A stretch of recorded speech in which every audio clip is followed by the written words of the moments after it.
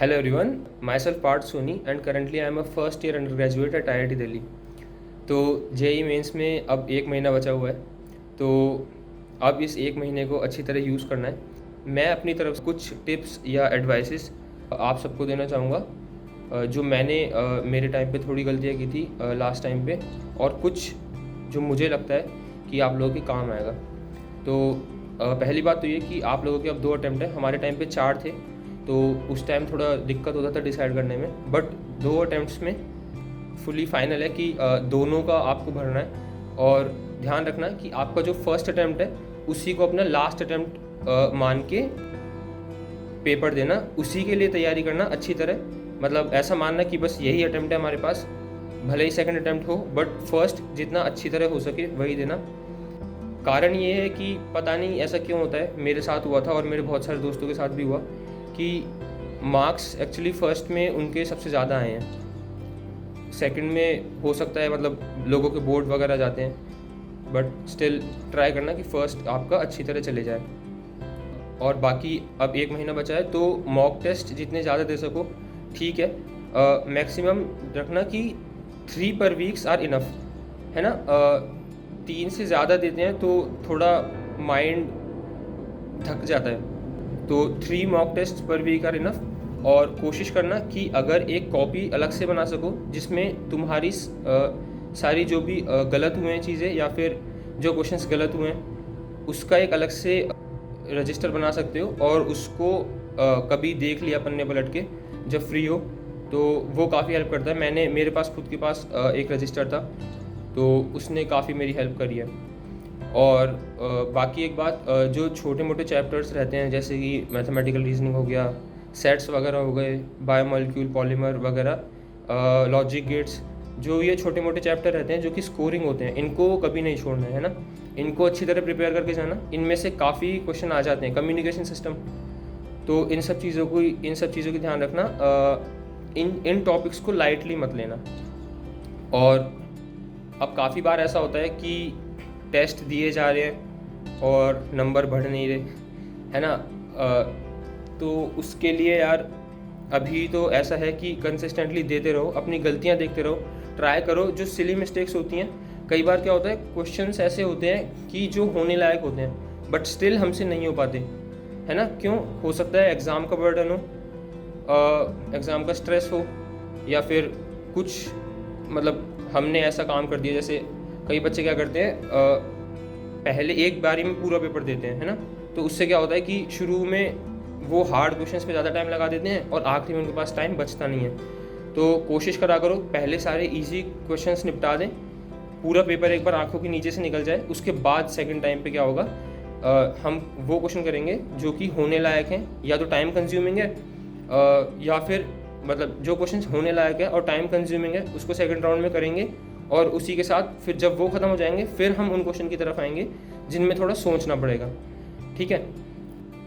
और स्टिल अगर अभी भी कई बच्चों के कम नंबर आ रहे हैं, 130, 140, 120, तो डिसहार्टन होने की ज़रूरत नहीं है यार। मैं मेरी स्टोरी बताता हूँ। मेरा जेई मेंस था फरवरी एंड में।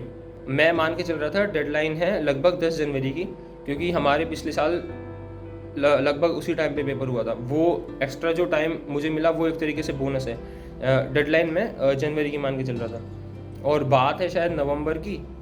मेरे मार्क्स आ रहे थे 110, 115, 120, उससे ज़्यादा बढ़ नहीं रहे थे। तो अब मैं काफ़ी मतलब परेशान हो गया था उस टाइम। मतलब मार्क्स वार्क्स को लेके मैं ज़्यादा लोड लेता नहीं हूँ, अभी भी नहीं लेता, बट स्टिल उस टाइम एक महीना मैं मान के चल रहा था क्योंकि डेट्स अनाउंस नहीं हुई थी, और फिर भी मैं काफ़ी परेशान हो गया था, है ना। तो फिर क्या किया, मैंने कहा ठीक है, अब जो हो रहा है उसका कुछ नहीं कर सकते, टेस्ट वगैरह देते हैं।